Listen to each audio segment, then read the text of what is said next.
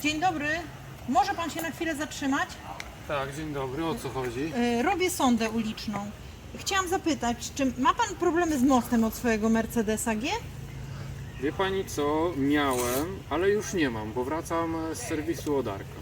Aha, a długo pan już tak jedzie? No, długa droga do domu, prawie cały dzień. A, to bardzo dziękuję. Miłej podróży. Dziękuję, do widzenia. Do widzenia.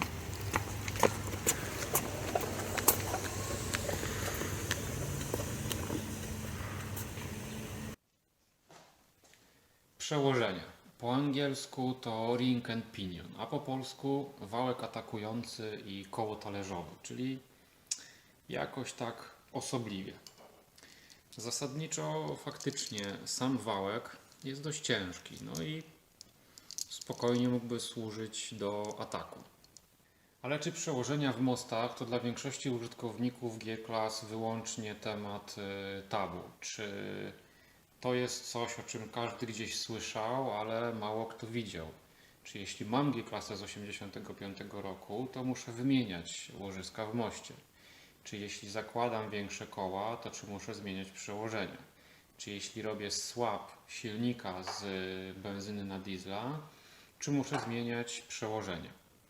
I wreszcie, czy przełożenie na przykład 4,375 do 1 jest szybkie czy wolne?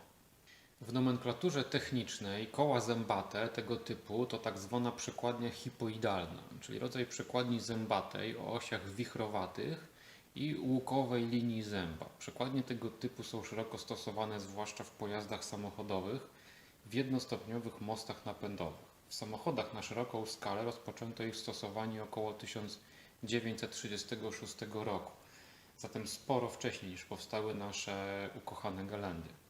Zaletą tych przekładni jest ich duża obciążalność, cicha praca, jak również możliwość wyprowadzenia napędu na kolejne osie, co jest dość istotne w samochodach ciężarowych.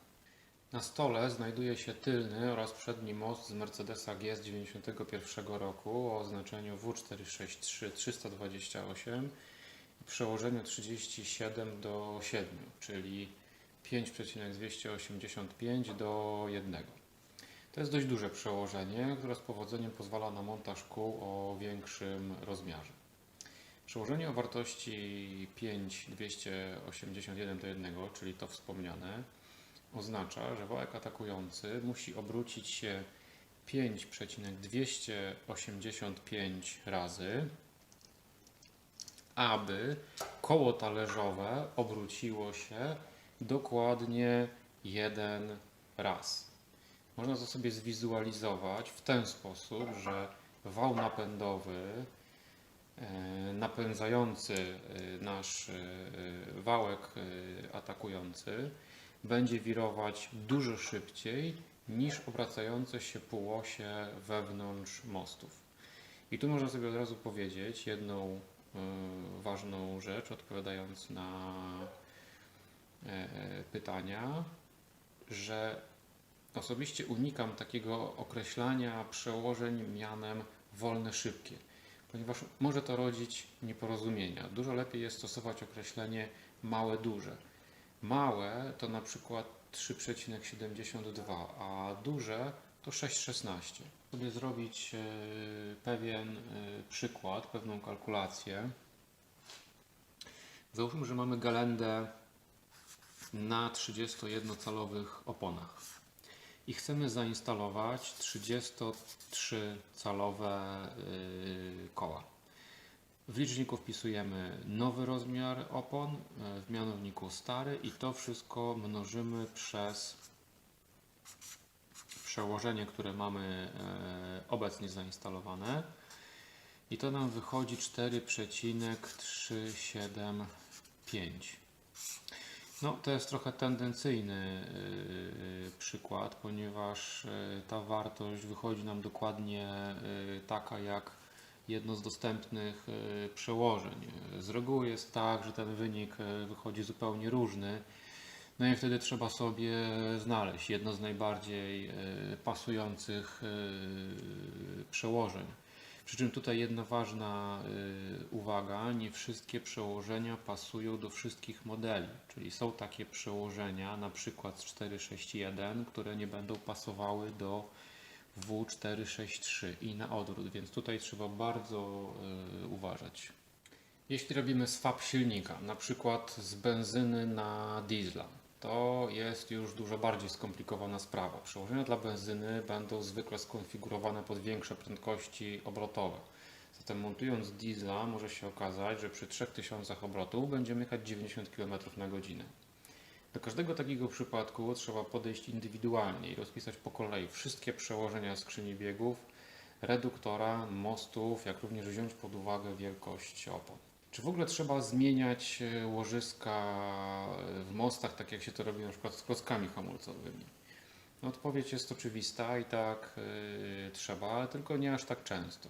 Zużyte łożyska będą nam degradować inne elementy, takie jak na przykład krzyżaki wałów napędowych, czy wreszcie same przełożenia. Koszt nowego zestawu to około 6000 zł w Mercedesie. Mówię tu o wałku atakującym i kole talerzowym. Warto więc przyjrzeć się kondycji mostów w naszych G-klasach.